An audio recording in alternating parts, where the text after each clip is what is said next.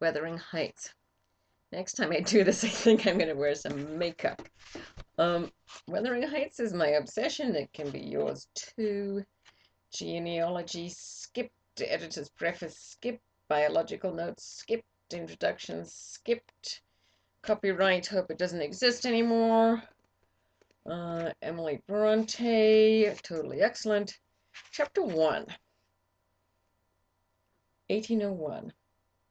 I have just returned from a visit to my landlord, the solitary neighbor that I shall be troubled with. This is certainly a beautiful country.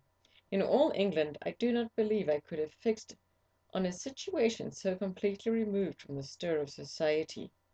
A perfect misanthropist's heaven. And Mr. Heathcliff and I are such a suitable pair to divide the desolation between us. A capital fellow!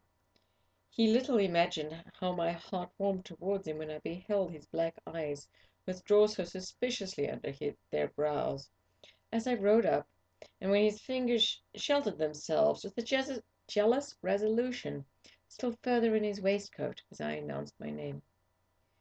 "Mr. Heathcliff," I said. A nod was the answer. "Mr. Lockwood, your new tenant, sir.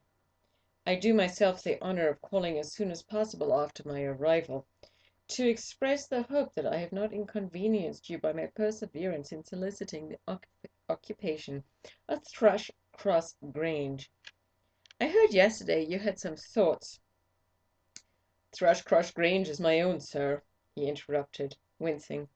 "I should not allow any one to inconvenience me, if I could hinder it. Walk in." The "walk in" was uttered with closed teeth, and expressed the sentiment, "Go to the deuce."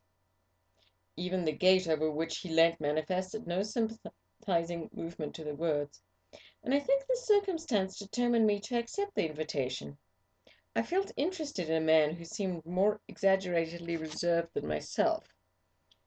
When he saw my horse's breast fairly pushing the barrier, he did put his hand to unchain it, and then sullenly preceded me up the causeway, calling, as we entered the court, "Joseph, take Mr. Lockwood's horse, and bring some wine." "Here we have the whole establishment of domestics, I suppose," was the reflection suggested by this compound order. "No wonder the grass grows up between the flags, and the cattle are the only hedge cutters." Joseph was an elderly, nay, an old man, very old, perhaps, though hale and sinewy. "The Lord help us!" he soliloquized in an undertone of peevish displeasure, while relieving me of my horse, looking, meantime, in my face so sourly that I charitably conjectured he must have need of divine aid to digest his dinner, and his pious ejaculation had no reference to my unexpected advent. Wuthering Heights is the name of Mr. Heathcliff's dwelling, wuthering being a significant provincial adjective, describing the atmospheric tumult to which its station is exposed in stormy weather. Pure, bracing ventilation they must have up here at all times indeed. One may guess the power of the north wind blowing over the edge by the excessive slant of a few stunted firs at the end of the house, and by a range of gaunt thorns, all stretching their limbs one way, as if craving the alms of the sun. Happily the architect had foresight to build it strong. The narrow windows are deeply set in the wall, and the corners defended with large jutting stones.